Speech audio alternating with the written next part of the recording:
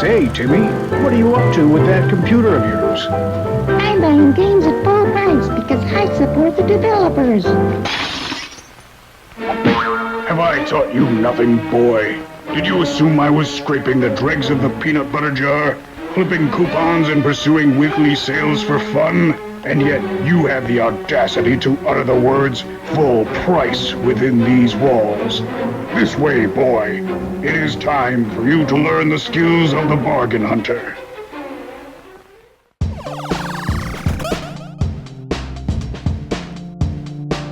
Hey everyone, how's it going? Summer sales are on the horizon, and today I'd like to have a little conversation about buying games on the cheap, and what that means to the whole gaming ecosystem. It's fairly rare, but it always depresses me when I see people advocating that the world should only ever buy games at full price, chastising sale shoppers for taking hard-earned profits away from the developers. It's a comment that I see almost as often as people complaining about a game not being on sale at launch. But this whole debate often raises a number of questions that many people really don't consider when buying games. When you've had your eye on something and suddenly you see it on sale for 80% off, or free for that matter, it's not an easy thing to pass up. And to say that I'm guilty would be an understatement. In fact, I consider myself to be a bit of a pro at bargain shopping. When I was younger, we only had a few options for playing games on the cheap. The prices on video games haven't really changed a whole lot in the past 20 years, being roughly $40 to $50 for a standard new release.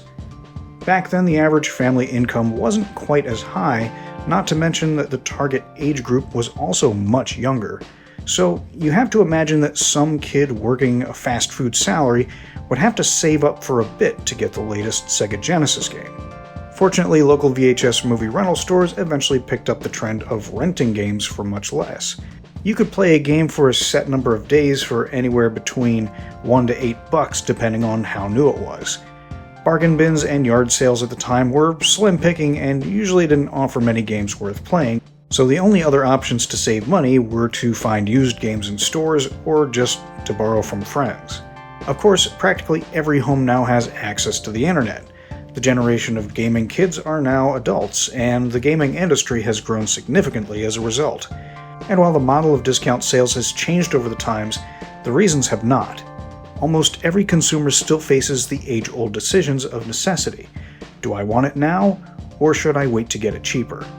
For me, it wasn't until one fateful day when a friend offered me a gift copy of Half-Life 2 for digital download.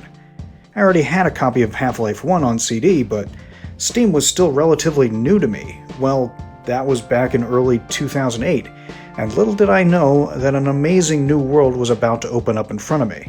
While some people out there still oppose the idea of digital downloads over physical media, I say, that's nice, I hope that works out well for you. And then I look at all the money I saved by sticking with digital content.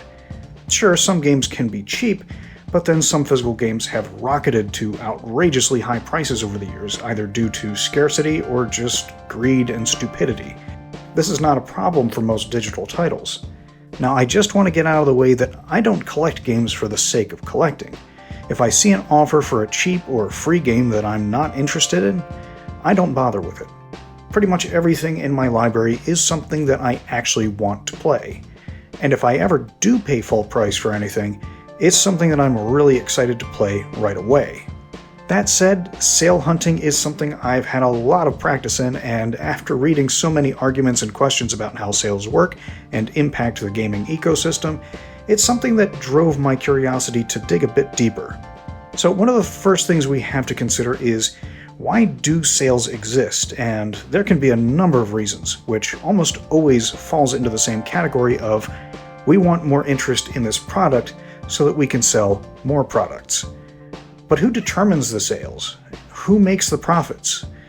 This is actually where it gets more interesting because much of that depends on the specific marketplace. Consider the chain of revenue for a video game.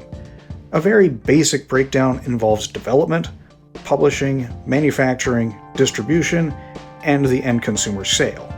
In a physical retail market, the store purchases a number of copies from the publisher, who pays the developer per whatever contractual agreement they have.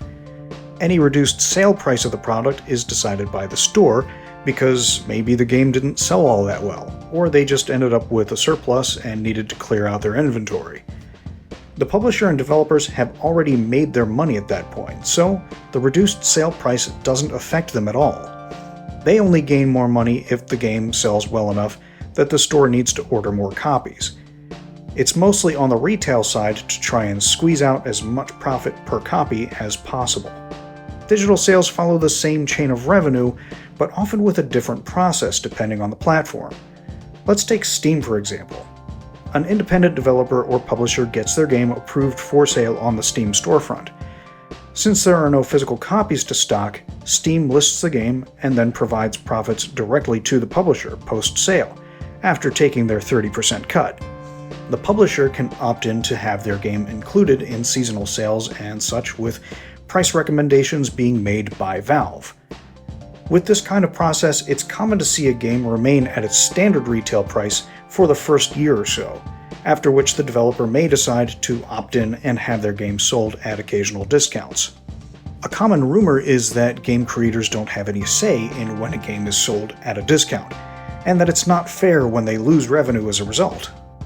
Well, digital platforms don't put games on sale without some form of agreement, and of course, publishers can have their own sale if they wish, or even reduce the standard price for their games. Regardless what type of marketplace a game is being sold on, publishers generally count on the first month or so after release to generate the most profits. They're pushing a brand new game at a standard new game price with all that new game hype. When it's decided to reduce the price for a digital title, either on a temporary or more permanent basis, it's because they are attempting to create more interest after that initial hype starts to fade. After all, the best kind of marketing is word of mouth, and if sales are declining enough, grabbing attention with a discount can do a lot to rekindle consumer attention. More people playing it means more people talking about it, and hopefully more people purchasing the game even after the discount ends. And since there's no need to produce more physical copies, and the fact that digital distributors take their cut by percentage, the publisher really only loses total profit when a game isn't selling at all.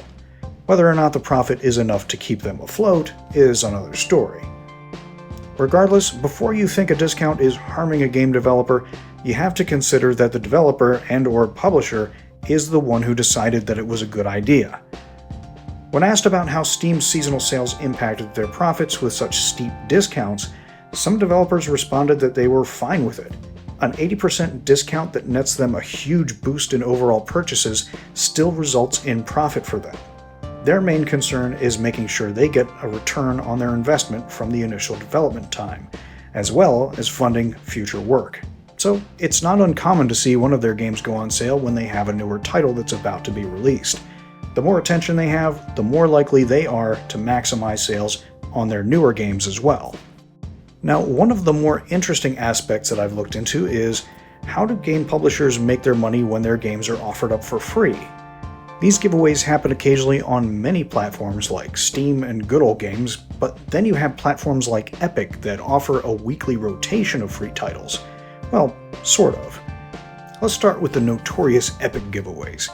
For many years now, Epic has been putting up 1 or 2 games on their online store for free, rotating every week and featuring anything from smaller indie games to best-selling AAA titles. This has also been an effort on Epic's part to draw more users to their sales platform. But how does this impact the publishers of those games? I mean, if a game is selling for $20 to $60 retail and someone just gave away 1 million copies of it for nothing, that's gotta hurt their profits in a major way, right? Well, yes and no. Before giving a game away for free, Epic has an agreement with that publisher to provide them with a set minimum for every copy claimed. So, even though the game is given away for free for a time, the publisher still gets some revenue for it. And again, this doesn't happen without the publisher agreeing to it. Subscription services work a bit differently. For example, Game Pass offers a selection of games that can be played by subscribing members. But how do the developers get paid for the games that are available through that subscription?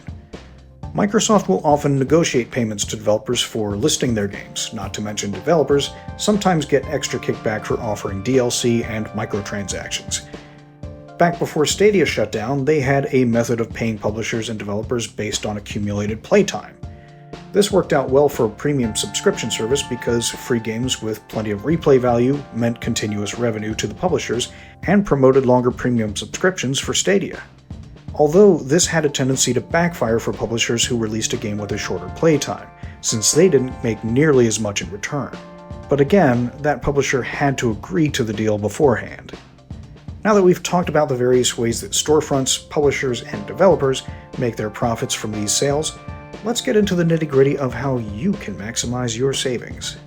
Regarding older physical media consoles and defunct digital download services, you may have to do some considerable searching across whatever yard sales, thrift shops, and online auctions you can find. Recent years have found a number of older physical games hitting ridiculously high prices. Fortunately, developers over the past many years have been making their games more widely available across multiple platforms and more current systems, either through re-releases, remakes, or remasters.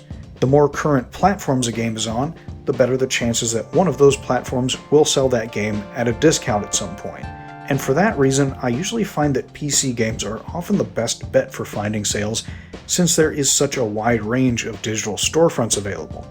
And regardless of how much hate I'll receive for saying this, I highly encourage people to use as many storefronts as possible.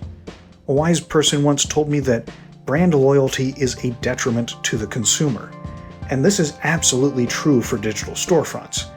The broader your options, the more competition there is, and the better your choices will be. That said, the storefronts you use are ultimately up to you. And don't forget to utilize wish lists for any store that has that feature. That way you can be notified if one of those stores puts up a discount on a game that you're interested in. And just like my parents did so long ago with the old coupon catalogs, make sure to subscribe to any newsletters from those platforms so that you can get the latest scoop on what discounts they're offering. You may even find a number of good games being offered in a bundle deal, which can provide a much more inexpensive way of extending your game collection. My second tip for bargain shopping is to wait for it. If it's a game that you're not interested in playing right away, don't just jump on every discount you see. It's likely that over time the base price will go down and the sale discounts will get better. These days, my method of looking at sales is to ask, do I see myself playing this game in the next few months? If the answer is no, I'll usually walk away even if it's at a reasonable discount. Of course, if it's free, grab it while you can. And that brings me to my third tip. Be picky. Don't go buying everything that you see just because it's at a steep discount. I've mentioned before that pretty much every game in my library is something that I do eventually want to play. And while the size of that library proves that I'm not always the best at avoiding impulse buys, there are some folks out there who venture far into the depths of digital hoarding. Definitely something to avoid. After all, you're not saving any money by buying games that you have no intention of playing. So why ever buy games at full price? Well, especially for a new title, it absolutely does provide better income for the developers. And if you see a game that's getting good reviews and it's something you want to check out right away, the decision is really only up to you and your wallet. But if you find yourself in a discount deal dilemma, I hope that this guide provides you with some useful tips and information for your future gaming purchases. And if you have any questions or tips of your own, please let me know in the comments. I'd love to hear from you. Don't forget to like, subscribe, and ring that bell. That's it for this session. I hope you all enjoyed. Until next time, I'll catch you on the flip side.